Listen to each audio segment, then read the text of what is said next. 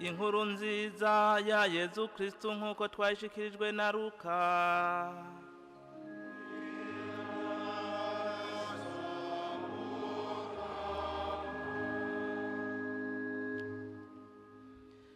Umunsi umwe hari ku munsi w'isabato, Yezu yinjiye mu nzu y'umwe mu bakuru b'Abafarizayo ngo bamuzimane, bano nabo bakamurereka. Abonye ingene abari batumiwe batanguranywa ibibanza biri imbere, Yezu araheza ababarira ati, niwaramuka utumiwe mu bugeni, ntuzugende kwicara mu kibanza kiri imbere, kuko kumbure mu batumire hoba hari uwukuruta. Nyene kugutumira mwe nawe yohava aza kukubwira ati, mucungurira ikibanza, nawe rero ugatetegwa mu gusubira mu kibanza kiri nyuma. Uramutse watumiwe rero uriyicarira ariho mu kibanza kiri nyuma, kugira ngo nyene kugutumira niyaza akubwira ati, erega mukunzi igira imbere. Niho rero uzoba uronse iteka mu butumire mu bandi bose. Nkako umuntu wese yininahaza bazomusubiza hasi, nawe uwifata ruto bazomushimagiza. Yezu yongera kubarira uwamutumiye ati, ukaramuka ufunguriye abandi, ntuhamagara bagenzi bawe, bene wanyu, inshuti n'ababanyi batunze, kuko kumbure nabo bogutumira bakakwishura. Yamara niwagira inzimano uratumira aboro, ibimuga, abacumbagira n'impumyi, niho uzoba uhiriwe, kuko batagira ico bazokwishura. Uzokwishurwa umunsi intungane zizozuka. Dushimagize inkuru nziza ya Yezu Kristu.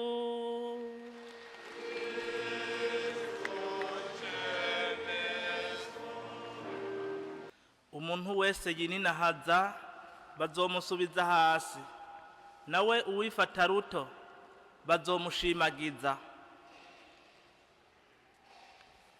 Bavukanyi, ijambo ry'Imana ry'uyu munsi w'Imana wa 22 mu mwaka C riduhamagarira guca bugufi. Twabyumvise nkako nyene uguca bugufi nyako niko gukuza umuntu mu mpande zose. Dutegere none gute kuguca bugufi twumvise, duheze tukuvomere gute hama biheze bituzanira ivyamwa ibihe. Ubwa mbere dutegere gute kuguca bugufi twumvise. Bavukanyi, kuguca bugufi twumvise ni ingabirano y'Imana, kuko uguca bugufi nyako kuva ku Mana. Nkako nyene Imana niyo soko y'uguca bugufi nyako, kandi niko karorero nyako kuguca bugufi, nk'uko vyigaragaje muri Yezu Kristu umwana w'Imana nzima, nk'uko Pawulo abitubwira mw'ibaruwa yandikiye Abifilipi ikigabane ca 2 akarongo ka 6 ubandanya. Yagace gatoyi agira ati, we naho yamanye kamere y'Imana ntiyigeze yishira hejuru, yigize ubusa afata kamere y'abantu. Nukubandanya uko guca bugufi rero gukomoka ku Mana kandi kugizwe n'Imana, kuva mu rukundo nyago kw'Imana, urukundo rwicisha bugufi, rwitanga rukitangira abandi kugira ngo abandi bakure. Kukwicisha bugufi k'umukama wacu Yezu Kristu niko kwadukujije, niko kwatugize ico turi. Uko guca bugufi gutumbera ukuri kandi gushingiye kukuri kw'Imana. Suguca bugufi kwiyorobeka kandi sukuza kwibonekesha, sukujondamika izosi canke umutwe ngo abantu babone ko umuntu yaciye bugufi, suguhindura ijwi ngo umuntu arigire rito, sukwiyima iteka canke kwiyima kijya na kiriya cingira kamaro ubuzima bw'umuntu bukeneye haba namba. Uguca bugufi si ukugira igihushane no kugira ineza no kurondera ineza y'abandi no kugira ineza y'ubuzima bwawe, y'umuryango wawe, y'igihugu cawe.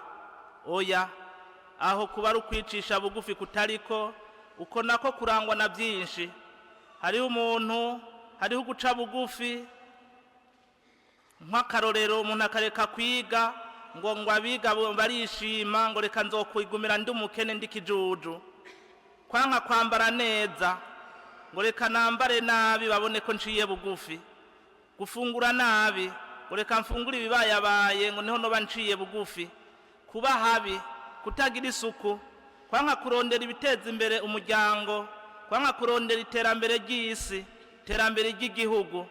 Uko si ukwicisha bugufi ni uguhusha. Umusenyeri wo muri Togo aheruka kwitaba Imana yatagwara, yari yarongoye diyoseze nkuru yo ku mugwa mukuru wa Togo yitwa Nikodemu Bariga.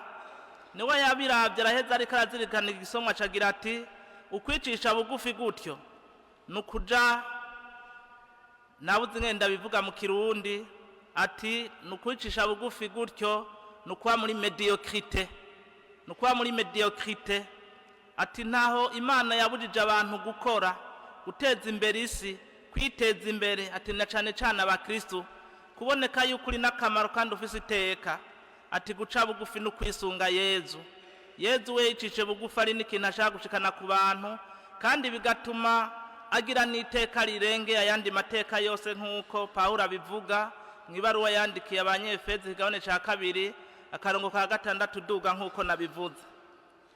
Uguca bugufi nyako nukujijuka, ukujijuka ugakirurutsa umutima wawe, gutyo bikaheza bikabonekera mu bikorwa byiza, bitanga umwizero ku bandi, bitanga agaciro ku bandi, bihiteka wewe.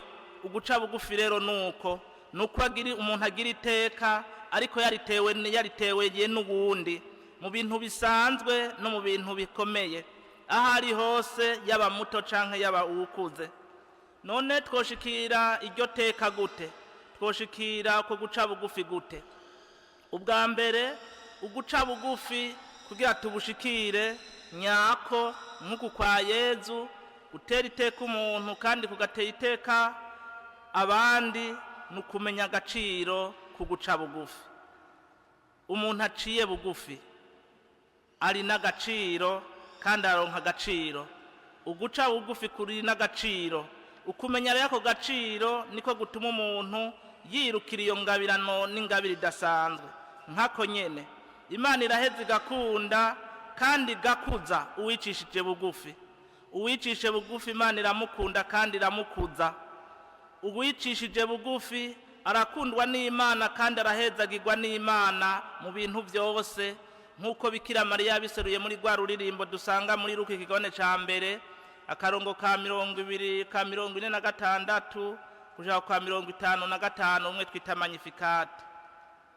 Ahagira ati ngo yakuye ku ngoma abishima, ngo yimika bato bato, ngo yakuye ku ngoma abishima, yimika bato bato. Eka na Yezu Kristo nyene ahejeje kubatizwa nk'uko tubisoma muri Luka ikigabane c'icumi akarongo ka 21 arabigaragaza agira ati ndagushemeza dawe kuko wajije ivyo bintu abanyabwenge ukabimenyesha ibitazi. Ati niko dawe kuko ariko wabishatse. Ariko kandi no mu karongo ka 2 k'ibaruwa Paulo yandikiye Abanyefilipi ikigabane ca 2 akarongo k'9 niho nyene agira ati nico catumye Imana imushira hejuru ya byose, ikamugabira rya zina ryayo rirengeye amazina yose, kugira ngo kw'izina ryiwe, kw'izina rya Yezu, bose bakubita ibifukamiro hasi, abari mu ijuru, abari ku isi n'abari mu kuzimu. Iryo zina rizokubitirwa ibifukamiro n'izina rya Yezu, umwe yicisha bugufi akemera urupfu kandi urupfu rwo ku musaraba. Ikindi naco kidukuza muri iryo banga ryo guca bugufi, kidutuma twirukira kandi duhurumbira iyo ngabirano yo guca bugufi, nukubona no kumenya intege nke zacu. kubona intege nke zacu tukazimenya, kutibara uko tutari imbere y'Imana n'imbere y'abantu. Muri Luka kigabane ca 5 akarongo k'umunani, Petero ahejeje muri Ibuka ca gihe yaroba ijoro ryose hama kabura, hama Mukama agaheza akababwira asanze ataco barobye, agaheza akababwira ati tera urusenga igize imbere urusenga, bagaheza bakarutera, bagaheza bakaroba ifi nyinshi cane. Niho rero Petero yaheza akegera Yezu, abonye ico gitangaza Imana ikoze, agaheza akagira ati, agakubita ifukamira imbere ya Yezu akagira ati, Mukama nunje kure kuko ndumucumuzi, nunje kure kuko ndumucumuzi. Petero ntiyari umuntu mutoyi, yari umuntu ahambaye, yashinzwe ibanga ryo kurongora abatumwa, yashizwe imbere na Yezu agira ati, uri Petero, no kuri iryo buye nzokubaka ko ekleziya yanje, ati n'ingabo za Shetani ntizizoyisenyura. Numwe Yezu yagira ati, ubu rero Petero amaze kumubaza turankunda, akagira ati ego Mukama urazi byose, urazi ko ndagukunda. Niho yacagira ati ragira ubusho bwanje, ragira imyagazi yanje, si umuntu nciye aho rero. Ariko murabona imbere ya Yezu kwa kubona no kumenya intege nke n'agaciro k'umuntu, niho yagira ati Mukama nunje kure kuko ndumucumuzi, nunje kure kuko ndi mutoya, sinkwiye kukwegera, sinkwiye kukwegera na gatoya. Ni hamwe Yohani agira ati sinkwiye no gufundura inkweto z'ibirenge byiwe. Uko rero guca bugufi, kubona intege nke z'umuntu, ukabona intege nke n'agaciro mfise imbere y'Imana n'abantu, nibyo bica byongera bikaca biduha ikindi kidutuma twogira uko iyo ngabirano yo guca bugufi. Umuntu nubusa, umuntu nubusa imbere y'Imana, umuntu nubusa hakwisi, umuntu nubusa hakwisi. Nta kintu na kimwe cotuma umuntu yishira hejuru hakwisi, kuko byose abisiga ngaha kwisi bimara umwanya muto cane. Ubuzima bw'umuntu ntabugabugagwa n'Imana. Iyo umuntu rero atari mu Mana, naho yokwiduza gute, naho yokwishira hejuru gute, ahenzwe n'utwo tuntu two kwisi canke ico gihagararo cyo kwisi, nukuri koba ari uguyoba. Umuntu rero amaze kubona yuko ari ubusa, araheza akagira ati reka nce bugufi, nkuzwe n'ukuza abantu, nkuzwe n'uwadukujije, nkuze n'ubuzonkuza mwijuru. Ivyo biraheza bikaheza bikamwugurura amaso, akareka kwikuza mu by'isi bihera, abona bitari bumugirira ikintu na kimwe Imana yashize ko akaburungu. Ikindi naco gituma twirukira iyo ngabirano yo guca bugufi, nukwemera gusuzugurwa n'abishira hejuru nka Yezu. Kwemera gusuzugurwa n'abishira hejuru nka Yezu, cyo bita mu Gifaransa accepter les humiliations. Kwemera guca bugufi n'abishira hejuru, kwemera gusuzugurwa n'abishira hejuru nka kurya Yezu yavyemeye akemera gusuzugurwa. Nkuko Izaburi y'ijana na 19 bitubwira akarongo ka 71, kuba mu marushwa byangiriye akamaro. Vuga iti kuba mu marushwa byangiriye akamaro kugira niga imigenzo yawe. Yezu yaremeye kuba mu marushwa kugira yiga imigenzo yacu, abona amagara make yacu, abona uwe gito bwacu. Uwemera gusuzugurwa n'abishira hejuru nuko afise ingabirano. Murabona kenshi agasuzuguro burya kukemera nukubura uko umuntu agira, ariko umuntu yicisha bugufi arasuzugurwa, ariko ntibimubuza yuko ntibashira hejuru ngo ashire hejuru, araca bugufi, ariko nikibuza yuko abo bamusuzuguye aribo bamaramara, nkuko Shetani yamaramaye imbere ya Yezu, ikamaramara igaheza ikagenda. Kugira rero kandi umukisu ashikire uguca bugufi nyako, nkuko duhejeje kuvyumva muri ibisomwa vyeranda, umukisu yiyambura ubwibone no kwibonekeza mu kutirukira ibibanza vy'imbere, mu kutirukira ibibanza vy'imbere, mu kwirinda kwirukira ivyubahiro aho biri hose nuko biri kose. Nkuko twavyumvise ati bagutumiye mu rubanza uriyicarira inyuma, kugira ngo ntibazohave mu nyuma haza ugusumbya icubahiro ngo bace baheza bagusubiza inyuma, maze uheze ngo umaramare. Amera nk'utahari kandi ari hari, amera nk'utabona kandi abona, amera nk'ubutumva kandi yumva, amera nk'umukene kandi atunze byose, akunda ubutungane kandi akabugendera, arubaha Imana n'abo yaremye. Umuntu arondera iyo ngabirano yo guca bugufi arangwa no kubaha Imana n'abo yaremye, cyane cyane mu guserurira abandi urukundo, cyane cyane abantu bato bato. Arondera kumvikana na bose bitamugoye kandi ugasanga yirukirwa n'abandi, akarondera kwirukirwa n'abandi cyane cyane abantu bato bato, agakorana n'abandi neza. Iyo ni ikintu kigaragaza ko umuntu aba ariko ararondera iyo ngabirano, akarondera gukundwa n'abantu bato bato, kwegerwa n'abantu bato bato no gukorana n'abandi neza. Iyo umuntu adakorana n'abandi neza mu gikorwa arangura, icyo ni ikimenyetso ko iyo ngabirano atayifise kandi ataniyarondera. Arondera kugiranira imigenderanire n'abantu bose, abakuru n'abato atawacaguye. Atanga ikigongwe byoroshe, ntagira ngo wancumuye kuribonerako, oya, ariko agira ati birashika kandi nanje biranshikira, none ndakurekuriye ariko ntuzobisubire, ati kandi ndagutahura. Ntagira inzigo y'akazikira. Umuntu arondera guca bugufi ntagira inzira y'akazikira, arahanura mu rupfasoni kandi yakira n'ingoga impanuro z'abandi, nkuko twabyumvise mu gisomwa ca mbere. Arahanura mu rupfasoni kandi akakira impanuro z'abandi mu rupfasoni nyene. Ntakora ikintu igice, arakora ikintu akagishitsa. Iyo ni ngabirano kandi nicerekana ko umuntu arondera iyo ngabirano kandi ayifise. Mu gukora ibintu ntaraba kandi ntarondera gushimwa, araba yuko icyo kintu cashitse ku kivi kandi akabona yuko ukwiye kumushimira ari umukama imbere ya byose, akarondera yuko icyo akumva akanyamuneza mu mutima ko yaranguye icyo yategerezwa kurangura. Nayo ujya anyi agira ati birabisha ibi ndabigejeje ngaha, barabikora canke bareke. Uyo onyi nakaba afise akaranga umutima kabi kubwo guca ugufata atagufise. Avuga make ariko akumviriza byinshi, bavuga ngo agira ugutwi kuniniya, akagira umunwa mutoyi, umunwa mugufi, akagira ururimi rugufi. Aba muzima busanzwe ire simple kandi akiyegereza abantu basanzwe nkuko nabivuze. Yirinda gutinyika, ntiyigira igihangange, arangwa n'igisabisho kuko nico kimuronsi iyo ngabirano.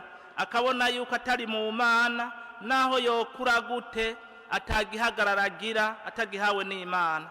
Arazirikana ibintu cyo bita mu gifaransa être intérieur. Aratimbika imbere mu mutima wiwe, agashitsa ibintu imbere bikagira ijunja muri we, bigasohoka byatyorowe, gutyo ntibiheza ngo bikomereze yabawe canke abandi. Inyishu yose yamabanza kuyizishira mu Mana, kuyiha Imana imbere yuko ayisohora. Imana niyo yama isumba byose mu buzima bwiwe. Erega hariho abantu kwisi y'Imana ibatije ubuzima ikabatiza n'utuntu, umengo Imana niyo yobafukamira, umenga Imana niyo yobasenga aho kuyisenga. Muhora mubibona, ntimurabona abantu mu isengero iyo baje cyane cyane nk'izi manza zikomakomeye, kubera abagira ati jewe ndi umukuru naha mu isengero ndi umukuru, iyo Mana ntayo nunamira, yiyambariye izo mpuzu zizimbye cyane, ayo makostume canke izo mbutano, kubera ko utwo duti yitwa ngo arafise, mukabona yinje yikoze mu mifuko. None uko zukubwira Imana terega wenda gusumba sije nifatane ruto, ni ukwiye kwifata ruto imbere yanje. None winjiye mu isengero wifashe mu mifuko ibiri, burya woba werekana ko Imana ari ikunamira canke ni bamba ari uyunamira canke ni ikunamira. Ibyo byose rero bigaheza bikadushikana hehe? Bikadushikana kuri ya mpera yabicisha bugufi. Bwa gatatu, ivyamwa by'umuntu yicishije bugufi mukuri. Uwicisha bugufi by'ukuri, Imana iramuhezagira ikamukuza, ikamurondora, ikamutera iteka rirenga yandi mateka, iramukura agasuzuguro, ikamuzigama, ikamuha ubuzima bwiza, ikamuha akanyamuneza mu bukene, ikamuha ukwigumya mu bigoye, mu bubabare, ikamukimbagiza ikamuha iteka rirengeye ayandi mateka yose, nk'uku Yezu nk'uku tubishingirwa intahe na Pawulo kuri Yezu ati Imana yamushize hejuru, imushira hejuru y'ibiremwa byose, izina ryiwe riba kibirengeye, ati inganji yiwe ntizohera, ibiremwa byose biramukomera amashi bikamukubitira ibifukamiro. Nuko kwa Bikira Mariya agira ati Imana yararavye umuntu muto muto iraheza iramuduza, imuha iteka rirengeye, ariko kandi iraheza ikamuronsa ijuru, ikamuronsa ijuru. Abo tuzi mu bitabo vyeranda, eka mbere no mu beranda tuzirikana, n'abantu baranzwe n'iyo ngeso n'iyo ngabirano yo guca bugufi. Umuntu rero yipfuza guhezagirwa mu biwe no mu vyiwe, atangura ace bugufi muri kirya na kiriya, abone ko ataci amaze kandi akimaze, abone ko atawe yosuzugura, abone ko atawusuzuguritse kandi atacabuze, bose abone nk'abavukana, bose abone nk'uko bangana, bose abahiteka bafise. Azoronka ivyamwa, urugo rwe ruzoronka ivyamwa, akazi kiwe kazoronka ivyamwa n'imihezagiro. Wa mushinga ntawe mu rugo, wa mupfasoni we, wa mwana we, muntu ku kazi uriko, niwirondereye ingabirano yo guca bugufi, wibere muto kandi uri mukuru, wibere muto kandi uri mukuru, uzobona imihezagiro myinshi cyane. Igihugu cyaba gishaka guhezagirwa, abakirongoye nibace bugufi, nibaca bugufi nk'uko Imana ibitubwira, nk'uko mpejeje kubivuga, bazoronka umuhezagiro, igihugu kizoronka umuhezagiro gihezagirwe, nkako nyene abishira hejuru Imana ntitahi wabo. Ndangirize ukarorero nahawe n'umupatiri igihe yari karigisha hari mu gihugu ca Benin, ariko aratwigisha nk'uyu munsi, adushingira intahe y'umugabo n'umugore bari bubakanye. Kuri iki gisomwa nyene kandi aravuga amazina narayibagiye, mugabo ndavyibuka iyo ntahe. Yari intahe y'umugabo w'umukoroneri. Umukoroneri ico gihe nkekuba ryaraduze. Hanyuma n'umupfasoni yakora muri Pinide. Uwo mushinga ntahe rero yari yarafashe ingingo barabakirisu mu gihugu ca Benin. Abo bakirisu rero barabakirisu baraheza baragira bati mbega nosubiza ikumukama. Barazirikaniye ingeso yo guca bugufi, baragira bati dusaba ingabirano yo guca bugufi. Ati none yorangukira hehe? Umupfasoni acagira ati uwo mupfasoni yararongoye Pinide muri ico gihugu ca Benin, murumva ko yarakomeye, yahembwa amahera menshi. Hanyuma araheza agira ati jewe n'umukozi wanje tuzokwama iminsi yose, imisa yo kumugoroba dimanche iheze mu iparuwasi raho ngenda gukubura isengero, kugira ngo abazosengera n'umukozi wanje abazosengera muri iyo sengero mu gatondo kuwa mbere basange hasa neza. Ati nta mukozi nzobiha, nzokora jewe n'umukozi wanje, nta bantu nzobihembera, nzovyikorera. Arabikora. Umushinga ntahe nawe agira ati nzoza ndajana abantu, nzoza ndaherekeza iyi modoka yanje, nzoyiha umukama, baze barayijana guha umukama abageze mu zabukuru bajya basangira ku Imana bakiri mu mihana. Babigira gutyo, babigize gutyo, babigira umugenzo, kandi ati tuzobigira dara discretion